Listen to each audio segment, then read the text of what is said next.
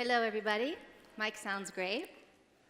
Well, it's actually pretty amazing to see how many people are here this late in the day. So yay for you guys for showing up this late in the day. I know all of us speakers who are slotted anytime after lunch are a little bit like, I hope people come. Hope they're not too fatigued. And I'm really glad you're here because the topic I want to talk about today is self-esteem. Can you, hold on a second. Can you help me get to the beginning of this slideshow here? Thank you. And the timer hasn't yet started yet. Just want to make sure you know that so I can keep track of the time. And I want to start by saying, first of all, what a pleasure and an honor it is to be speaking here again today. I spoke yesterday in the other room on my whole child approach, and today is going to be an extension of one of the topics that I covered in my presentation yesterday. But I want to start by saying something that Chris actually mentioned earlier today. He had a really interesting point, anyone who was here at Chris's presentation. He talked about what a really interesting position India is in right now. Because in certain ways you'd think in the United States, they have had already 50 years of research and experience and intervention sort of behind them. And you might think of them as really advanced. The US, there are places in Europe. But at the same time, they have many, many, many years and quite a long track record of doing it wrong and having not the right expectations or not seeing a child or a person with autism through a lens that will help them really reach their actual potential. So in a way, India is in an interesting position to start right. To start already, just having heard all the speakers over the last couple of days who are geared towards utilizing a child's strength, are presuming competence, are helping them really rise to their true ability and to address what I'm going to talk about today, which is their own life experience, their emotional well-being, their own sense of self. That's something that wasn't part of the conversation and honestly, really still isn't. So let me just get a sense of hands for a minute. How many in this room right now are parents? Okay. How many, I'm assuming it's the rest of you, but I still want to see your hands. How many of you are practicing professionals? Okay, it almost looks like half, actually. How many of you, and answer this question honestly, I will not be offended, how many of you think that emotional well-being or a positive sense of self is an important topic to address? Okay, most of you. Given that you feel that that's an important topic, how many of you, parents or professionals, have either taught that subject or been taught that subject yourself? Okay, I'm actually happy to see there were about 6 hands that were up, which is more than usual, but it's an interesting disparity, in my opinion, that the majority of you, I'd say almost all of you, felt this was an important topic, and yet a very, very, very small percentage of you have either been taught or been guided or taught others in that particular model. So my whole point today is to shine the light on this very topic and make it a forefront in the conversation of autism. Are we okay here? Here, wait, you know what I can do?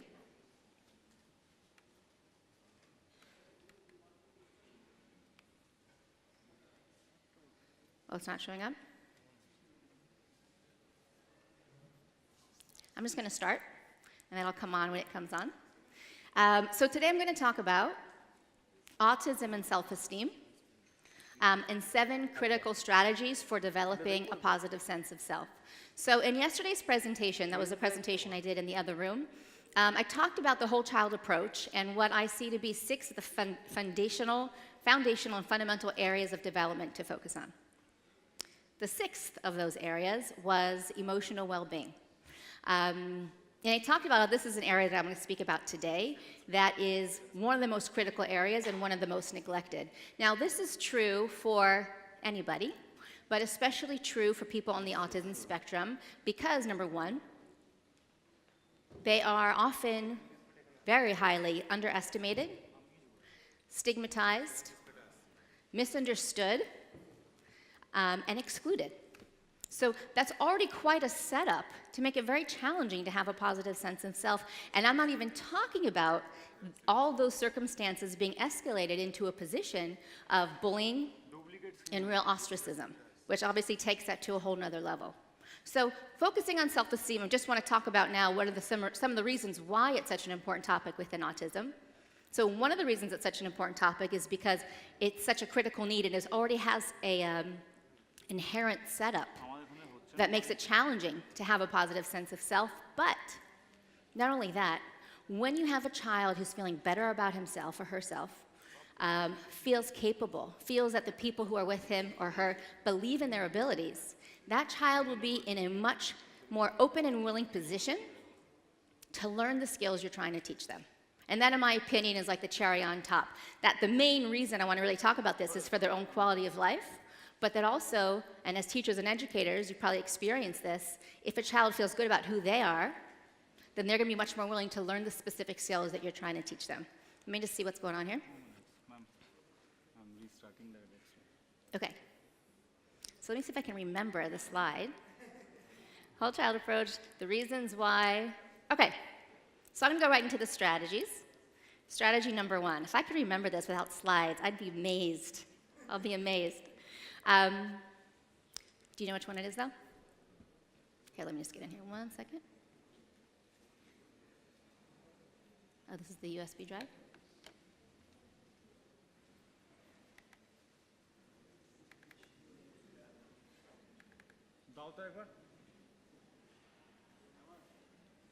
In the meantime, you could wonder, what's the first strategy? What could it be? Do you have any ideas? Okay, so that's on now. Okay, first strategy.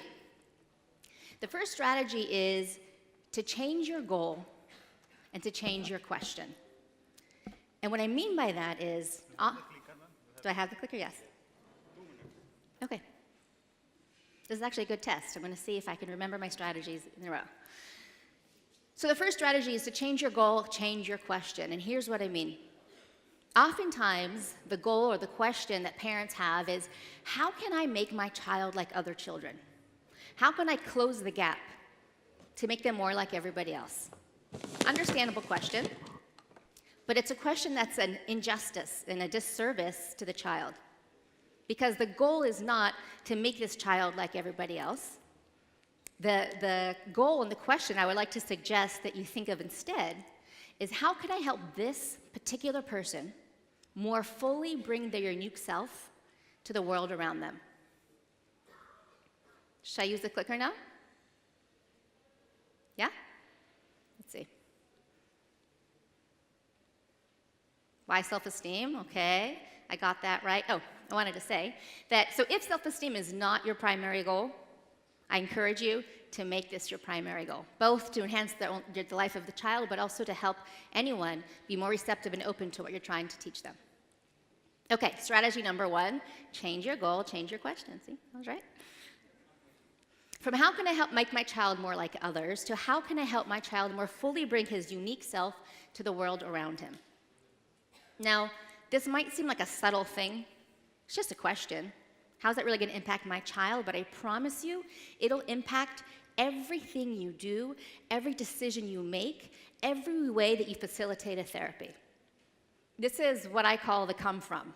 Where are you coming from when you're facilitating a therapy? And the reason why this is so important is because whether you believe you're showing it or not, or demonstrating it or not, if you're trying to get your kid to change, get the autism out of him, make him more like others, he will know it, he will sense it, he will resist you, and he will not feel like he's being seen.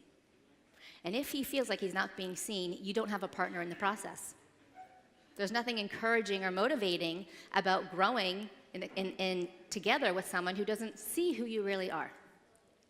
So changing your question, changing your goal, coming from a place of, I want to help you bring yourself as fully as possible to the world around us because the world needs you, completely changes the tone of everything you do with your child and is the first step of helping your child feel seen and feel valued for who they are.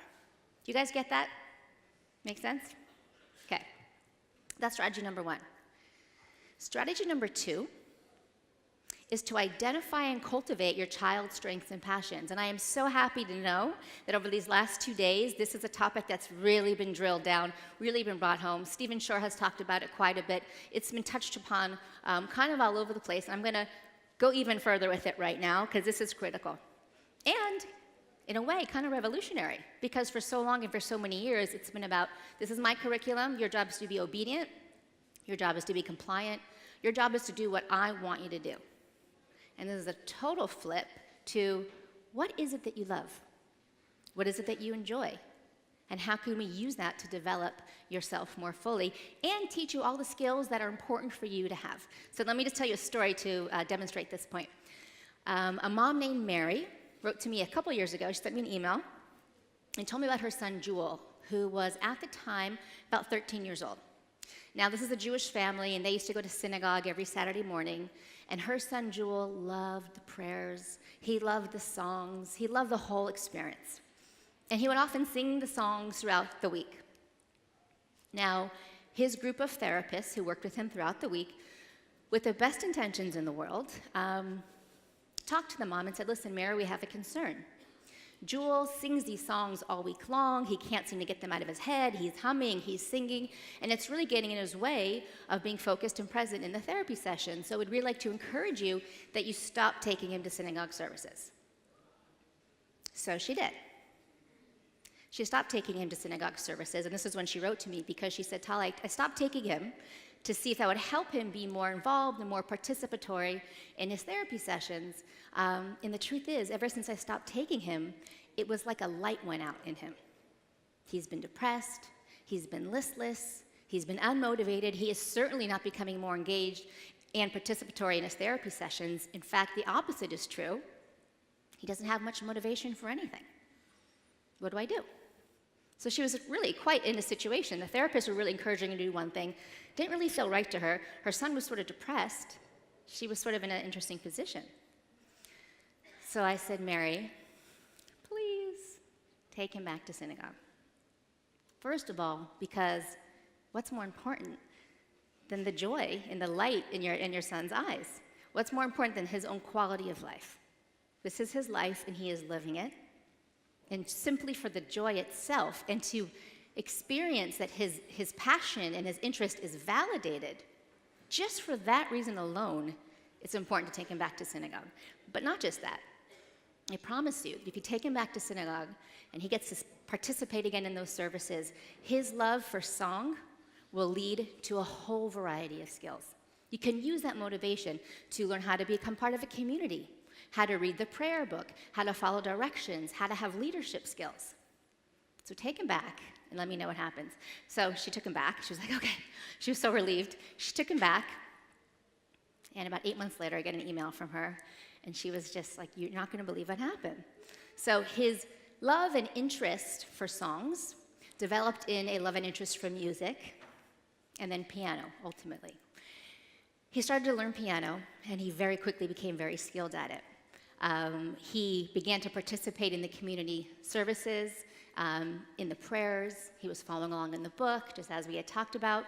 And he had become so skilled and so excited, he then led an autism fundraiser in their own living room home where he played piano and raised money for autism. Woo, right? It's amazing. So talk about all the life skills that all his therapists were working so hard to get him to eke out, when all they had to do was tap into his interest. And there was no pulling teeth there. It was just flowing. He kept moving on to the next thing. So now I'm going to show you a video in just a minute of Jules playing at this incredible, but not yet, hold on. Just to give you a little actually, yeah, let's play it now, then I'll tell you where he's gone since then. So do I need to press something? You got it? Okay, take a look at Jules. Can you turn up a little bit?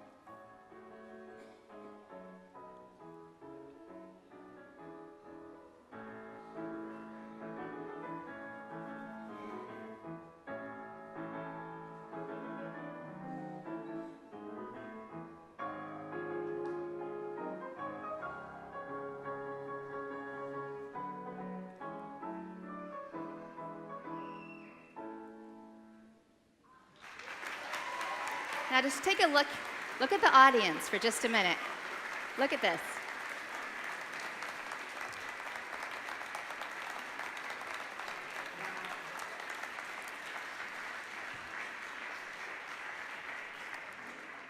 So he received a standing ovation in a room that looked almost twice the size of this room. And just think about what that does ultimately for his emotional well-being, for his sense of self, recognizing how he was able to perform in that way, influence all those people, and that his interest, instead of being pushed away, was actually embraced and validated. Now, you should know what happened with Jules, and I keep getting updates, and I'm friends with him on Facebook, so I'm like, oh my God, what he's doing now, he's playing with some of the top, we began to realize his passion is for jazz. So he learned how to play jazz music with some of the top teachers in Harlem, and he's playing in ensembles now. So instead of just playing by himself, he has very limited verbal communication. He's able to communicate through music with a constellation of other musicians who are riffing off each other and communicating back and forth. I mean, it's taken him to a whole nother level. So that's strategy number 2. Strategy number 3 is to develop your child's independence. And I wanted to share a story about this one. There's a little boy named Maddie. Maddie is the boy on your right, the one with the blue hat on. Now, Maddie also has limited verbal communication skills, but has learned to be quite eloquent, both through typing and through using the letterboard. And I wanted to share this with you. The team and the mom, this is his mom in the middle, had asked him the question, what should the team know about how to help you? These are the kind of sophisticated questions you can ask these kids, right? This is what he types word for word. They should make me do more stuff by myself. I am 9 years old and can probably do more things, like put my pants on or put my dishes away. In the past, I wasn't able to do it, but I can now.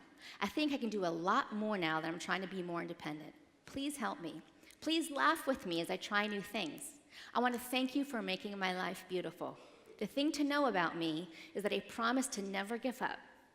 This is emotional for me, if you keep pushing me. And this is a part of independent life skills that I think not everyone actually considers. And I mentioned this briefly yesterday. It is critical for children, for adolescents, for adults, to know how to live as independently as possible and do life skills, brushing their teeth, putting their pants on, putting their dishes away, for the skill itself. It's also a really important skill so that the parents don't have to be doing everything for their child, because that's a lot. It's not sustainable. But what many times is not considered is how much these kids want it for themselves. He's a 9-year-old boy. He doesn't want someone wiping him when he goes to the bathroom. He wants to do these things on his own for himself so he can feel proud about his independence, and that will help him have a more positive sense of self.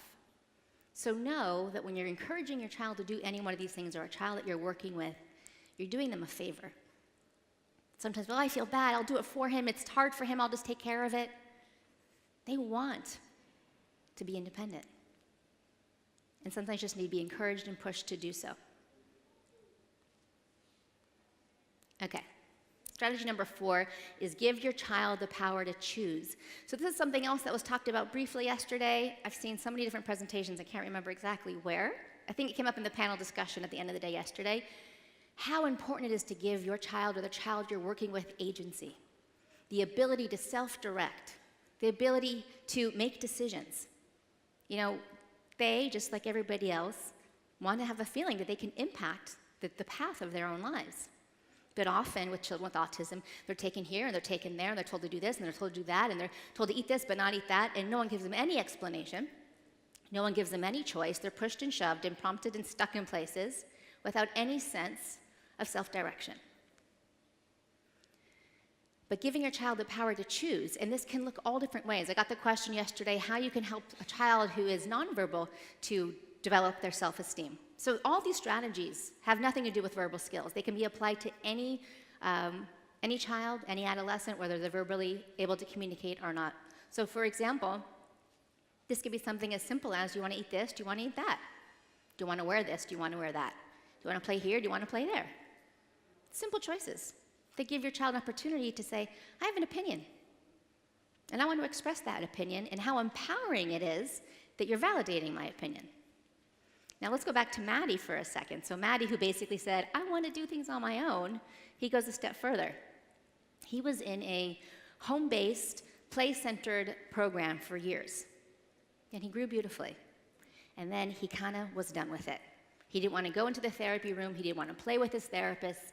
And he said, through his spelling, that he was ready to go to school. He wanted to go to school. Now, the parents were like, what do we do? I don't think he's ready. He doesn't quite have his sensory integration in place. He might have meltdowns. So they asked me what I should do. I said, listen, it might not work, but then we'll learn that. More importantly, he will feel empowered by just seeing that you're validating his opinion, that you're validating and listening to what he wants, and it might work. So either way, it's a win-win. Let's give it a go. So they put him in school, and he did amazingly well. And 8 months, they put him in school with special needs kids. 8 months in, he said, well, I'll show you what he said.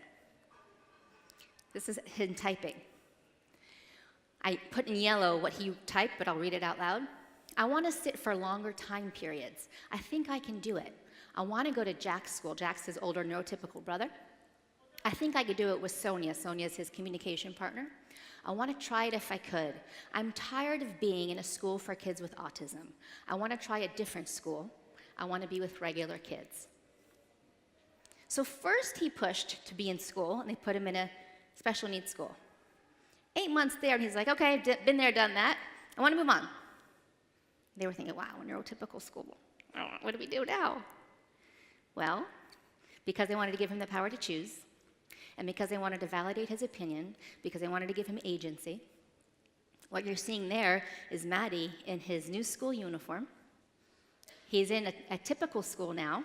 He's in a classroom of kids with some learning needs, and he's doing amazingly well.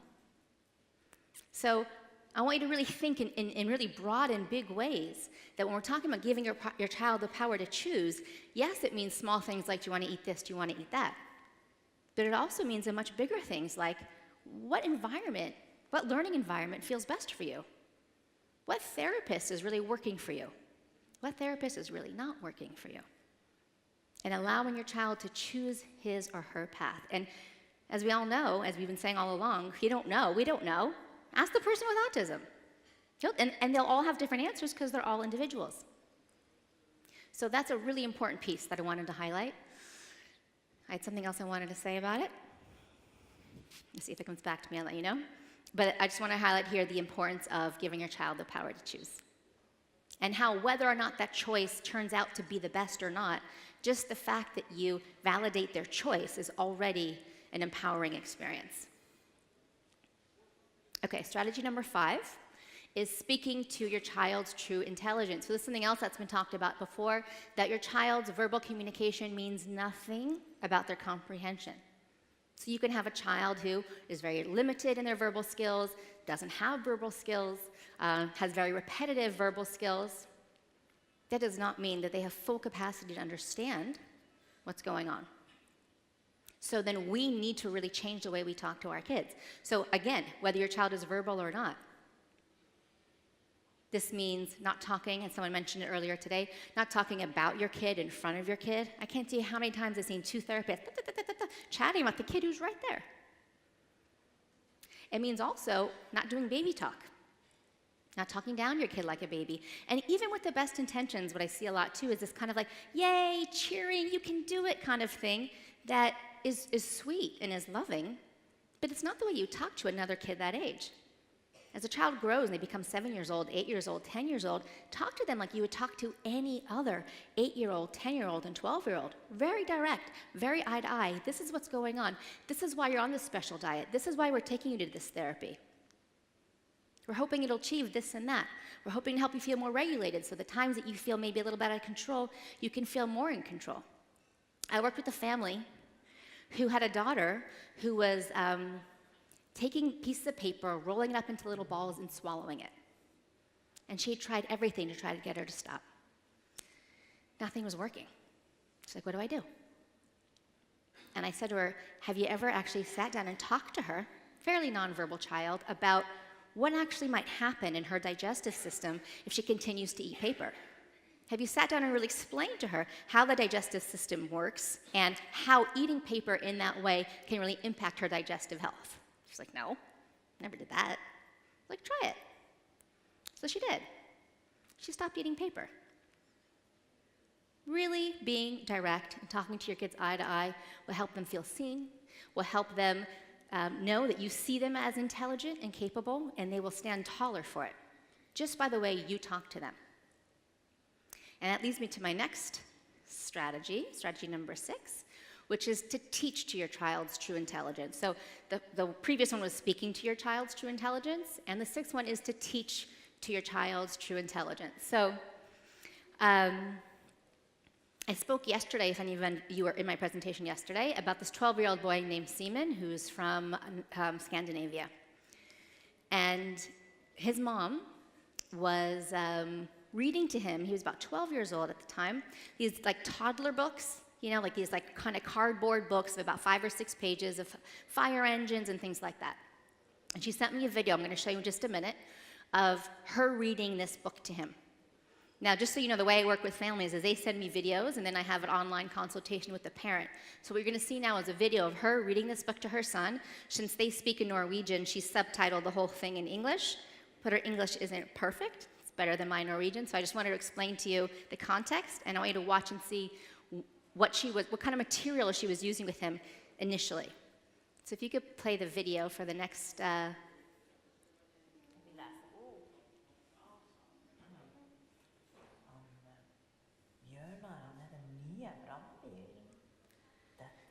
Første dagen hans på jobb. Etter mye trening. Bæbu, bæbu, hyler syrena. Det blitt en brann i Storgata, og brannmennene kommer løpende. Ser du alle de brannmennene der? Så kommer det sprengende her i full fart.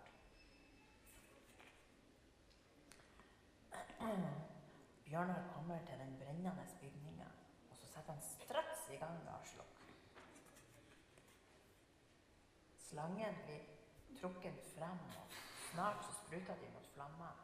Plash, plash, plash, plash, plash, sier de når de spruter vann på bygg. Okay, thank you.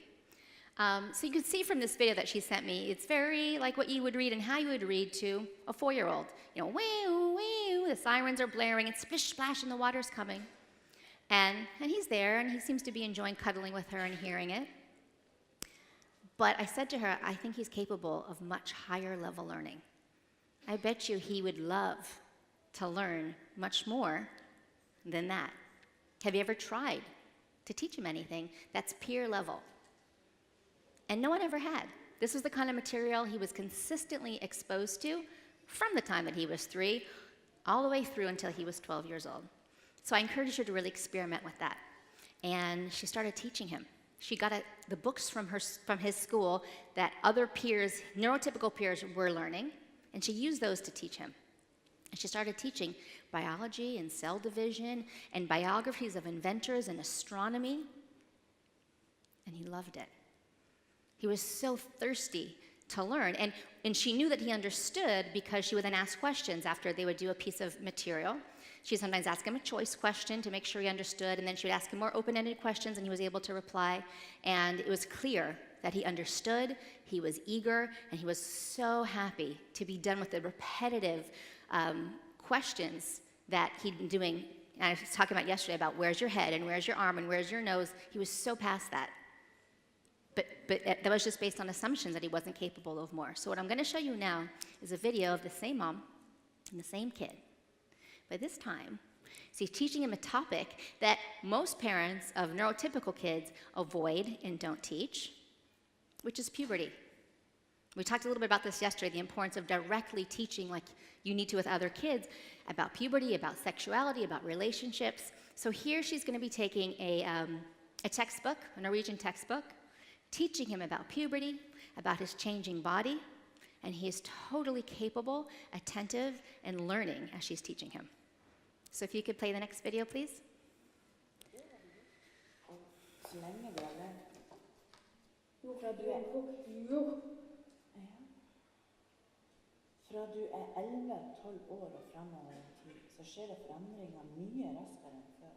Og av og til så kan du til og med oppdage den nye fra den ene dagen til den andre. Du vokser ikke bare i lengden og får deg nye interesser, men du utvikler deg også fra å være et barn, fra å bli en ungdom. Og de årene, 11, 12, 13, det kaller vi puberteten. Hva var det de kalte det? Når man utvikler seg så fort, når man er 10, 11, 12, 13, kalte de det for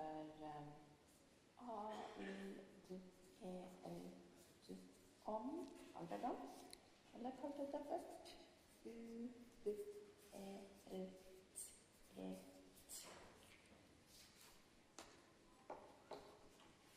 kalte de det for alderdom, eller pubertet? Kan du skrive det? Okay, one more minute, and I'll be done. And so then she goes on to actually teach him how to spell the word puberty and more advanced information about puberty, but he answered immediately. She gave him a choice question. Is it called old age? Is it called puberty? He knew exactly what she was talking about. And he's since then had very in-depth conversations about what it's like to be autistic, what his experience of God is.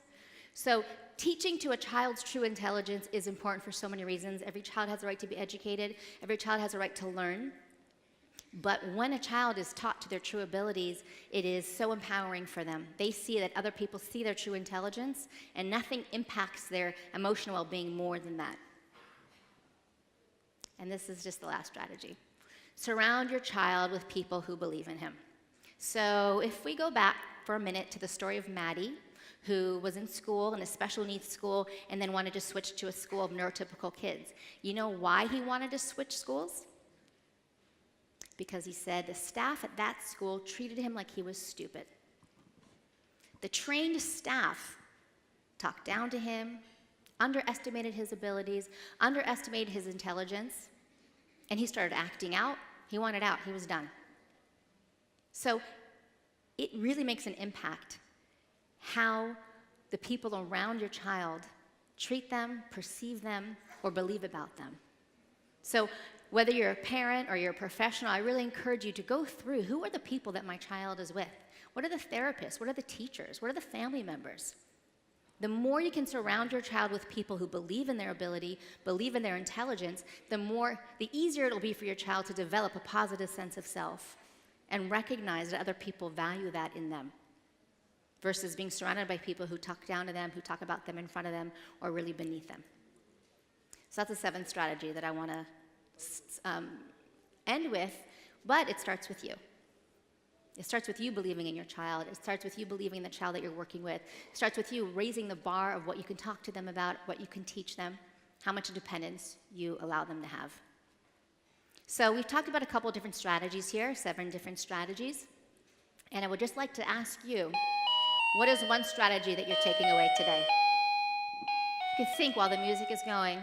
What is one strategy that you want to implement? And I'll just let you know that I wrote an article on autism and self-esteem for the Autism File magazine that lists, I think, several more strategies that you can have access to if you go to taliberman.com/self-esteem without any dashes.